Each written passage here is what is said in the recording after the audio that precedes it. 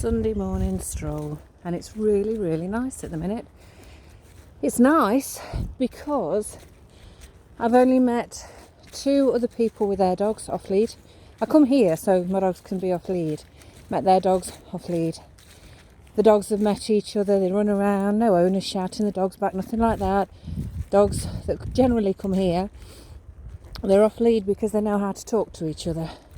They know how to talk to other dogs, that's why we come here. And it's been lovely, but it's also made me realise how unpleasant a lot of walks are getting. Moby's a big dog. I get that he's scary if you don't know him, I understand that, especially if you've got a little dog. Most dogs off lead, they do know what to do. They're off lead because they are socialised. They might be a bit young, they might be a little bit boisterous sometimes. If your dog snaps at them, those are dogs that generally come away. They've got to learn. If we don't put them in that situation and let them talk in their own language, then they never learn. She's just walking behind me. So as you can see, Moby is out of sight. Does that make me responsible? Or is it just that I'm in an area miles away from roads? I'm in an area where most people I meet have their dogs off lead, that's why we come here. I'm irresponsible because I'm letting him be a dog and run amongst all of these trees and do what dogs do. I'm not calling him back constantly. This way. I'm not stopping him every time he goes out of sight. I don't panic because he knows where I am. I know where he is. That's my recall. I always say this way, turn away. And then when they come to me, I walk back the way I'm going. That's my recall when I'm on a walk. Don't do obedience stuff when you're on a walk because the dog's in a different state of mind. So it's all about leadership when you're on an actual pack walk. It's about you walk, the dog follows. So this is lovely. This is how my walks always used to be. And yeah, this morning it has made me realise that I don't get this very often anymore because we are turning into a society that doesn't understand dogs, loves them, but doesn't understand them, and generally wants to keep dogs apart. And the rule, sort of the law, if you like, that's coming in is if your dog's on a lead, this etiquette law, if your dog's on a lead, if you see someone with their dog on a lead, you should put your dog on a lead. And only when you get together do you let the dogs talk to the owners and then let the dogs sniff each other and see if they like each other, and then let them off together. The problem with that is your lead is actually messing up their body language so they can't converse properly or freely. And that's why we're getting problems, darling.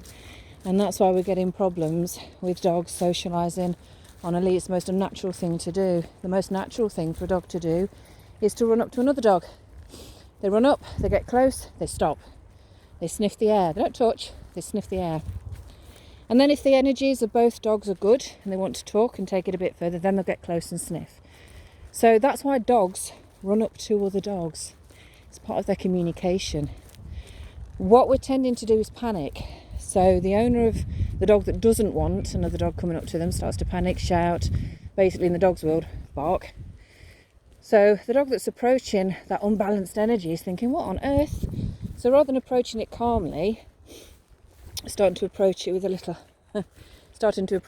bit of anxiousness, trepidation, wariness. And very often your reactive dog will get a negative reaction from an otherwise calm, happy dog. If you've got a dog with an issue, A, it's an unhappy dog, get it sorted. And B, don't expect everybody else to walk on eggshells because you have a problem with your dog. This sounds awful and I don't want backlash, I don't want no big discussion about this, but we've got to be honest and blank here and black and white about it all. If you have a problem with your dog, it's not everybody else's problem. That shouldn't be the case.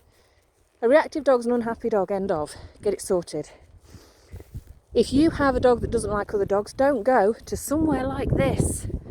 Yeah, because this is where you're going to see and meet off-lead dogs that are just doing what they love doing. I don't want to stop these two doing what they love doing because people are scared of other dogs, because people don't want other dogs running up to their dog. I don't want to stop this enjoyment. It's going to happen, because that's the mentality of us nowadays. It is going to happen, I know that, it's a matter of time. So I'm just enjoying this as much as I possibly can. But as much as I can, I want to help people understand this is okay. It is okay. And it's what dogs want to do. It's what makes them happy. Let them mooch, let them sniff. Let them suddenly have a run if they want to. We don't have to make them run. Let them run if they want to. Chase a scent. But have that leadership in place.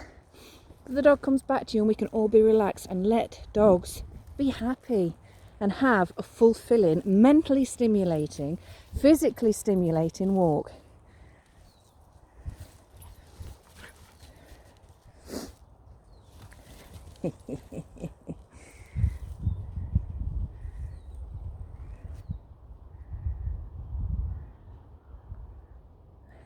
Just see it. He'll try and catch you, can never catch you, bless him. Look, I don't want to stop this. Look at him, how happy is that?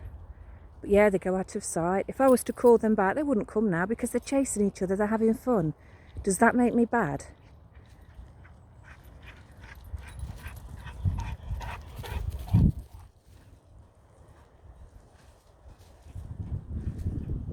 I don't ever want to stop this because people are scared of dogs, don't understand dogs. I don't want to stop them being dogs.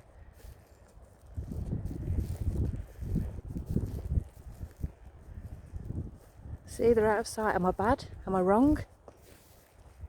Nobody, no cattle around, no roads around. Is it wrong to let them do this? Because that's kind of what we're being told.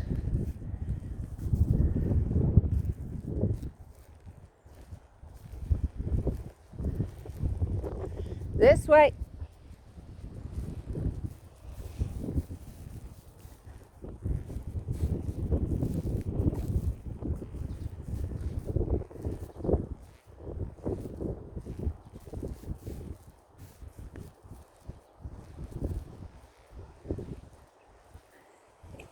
He can't catch you. He tries desperately to catch you. He can't.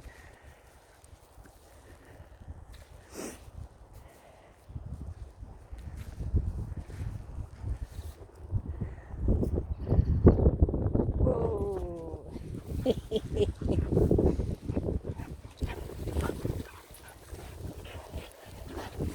Lovely. Have a good Sunday, guys.